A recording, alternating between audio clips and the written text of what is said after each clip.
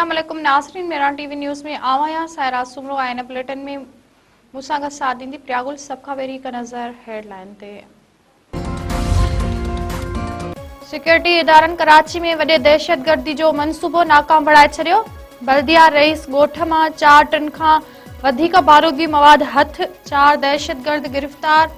AIG CTD Zulfikar लाड़िक ऐं DIG Asfar Mahesar गॾियल press conference कंदे चयो आहे त दहशतगर्दी जे ख़तरनाक मंसूबे जी ॿाहिरें मुल्क मंसूबाबंदी कई वई। वाक़िए में 3 जवाबदार गिरफ़्तार किया। संदसि निशानदी ते वधीक हिकु जवाबदार खे गिरफ़्तार कयो वियो।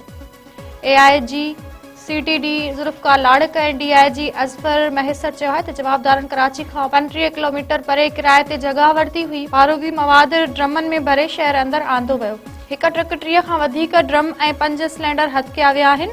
गिरफ़्तार जवाबदारनि जो तालुक़ बशीर BLA ग्रुप सां आहे। सीनियर सूबा वज़ीर शर्जील इनाम इमन कराची में दहशतगर्दी जो वॾो मंसूबो नाकाम बणाइण ते सिक्योरिटी इदारनि खे ख़राज तहसीन पेश कंदे मुबारकबाद ॾिनी आहे। असांजी पुलिस, सिक्योरिटी फोर्सिस ऐं इंटेलिजेंस इदारा इंतहाई चौकस आहिनि। दहशतगर्दनि ख़िलाफ़ हिकु ॿी वॾी कामयाबी आहे। हिन खां अॻु दहशतगर्दनि हिकु ॿाड़ी खे इस्तेमालु करण जी कोशिश कई हुई, आबगाद बमबार बणाए साज़िश कई।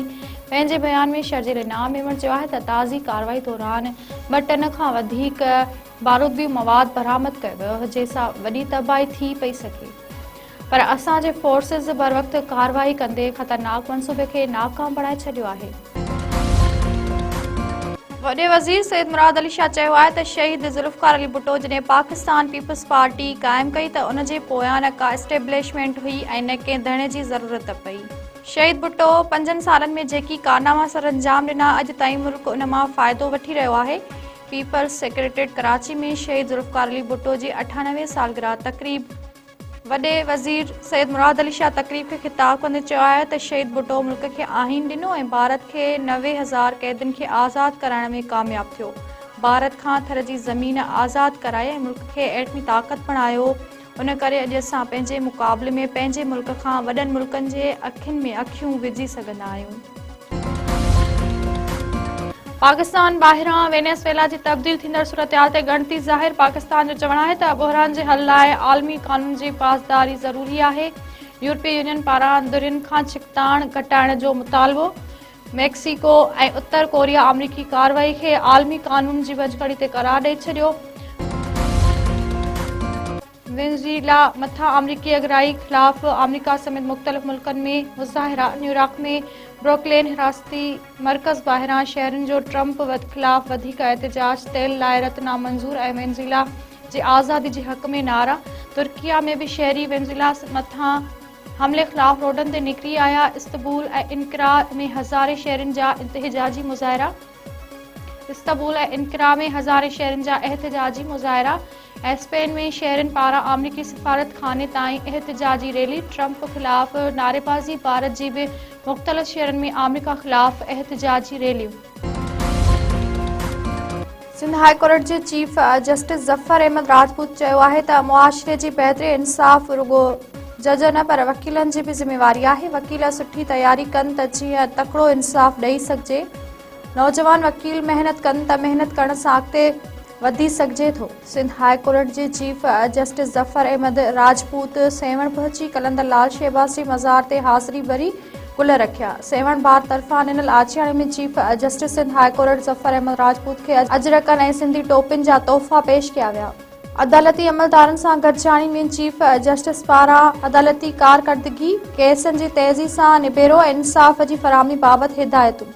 सिंध हाई कोर्ट जे चीफ जस्टिस दादू जी अदालत पहुची पंहिंजे नाले सां ॿूटो पिणु लॻायो।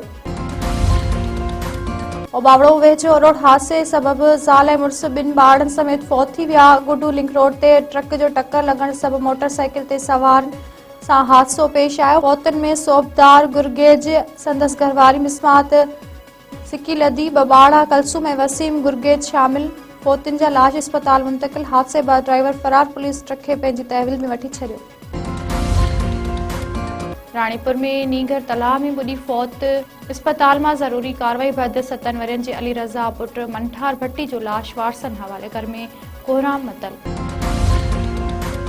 शहदाद कोर्ट में बेदर्दी सां क़त्ल कयल पीरसन शेबान कलोड़ो वारे मामले जो जिरगो जवाबदार दर मथां 80 लख रुपया ॾंड। PPMPA नादिर मक्सी जे बंगले ते मीर बहादुर खान मक्सी ऐं बैरिस्टर काज़िम अब्बासी जी सरपरस्ती हेठि जरगे ज़रिए निबेरो कयो वियो। राइस मिल जे मालिक माजिद मक्सी ऐं मुलाज़िमनि मथां क़तल जो ॾोह साबित थियण ते 50 लख ऐं लाश जी बेहुरमती करण ते 30 लख रुपया ॾंड विधो वियो। जिरगे जे अमीन 10 लख रुपया माफ़ करे छॾिया। हीरो लाशारी में ज़मींदार हथां क़तल थियल नौजवान जे वारसनि पारां लाश रखी धरणो। ॻोठ डावो कूली में गुज़रियल ॾींहुं ज़मींदार सरफराज़ निज़ामाणी पिस्टल जा फायर करे हारी कैलाश कोहली खे क़तल कयो हो। वाक़े ख़िलाफ़ वारिस रोडनि ते निकिरी आया। औरतुनि ऐं मर्दनि जो थियणो रोड ब्लॉक वारिसनि जो चवणु आहे त जवाबदार सरफराज़ निज़ामाणी नौजवान खे बेगुनाह क़तल करे ज़ुल्म कयो आहे। तलहार पुलिस जवाबदार खे गिरफ़्तार नथी करे इंसाफ़ ॾियारियो वञे। शहदादपुर में पुलिस हिरासत में फौत थियल उस्ताद मथां तशद्दुद जी तस्दीक। पोस्टमार्टम रिपोर्ट जारी। 2 महीना अॻु पुलिस उस्ताद जाम अज़ीज़ चखरो खे तशद्दुद करे क़तल कयो हो। पोस्टमार्टम जी हतमी रिपोर्ट पधरी उस्ताद जे जिस्म ते तशद्दुद जी तस्दीक थी वई। उस्ताद जे क़तल जो केस अॻूणे SHO गुलाम शबीर दिलवाणी समेत 10 एहलकारनि मथां दाख़िल।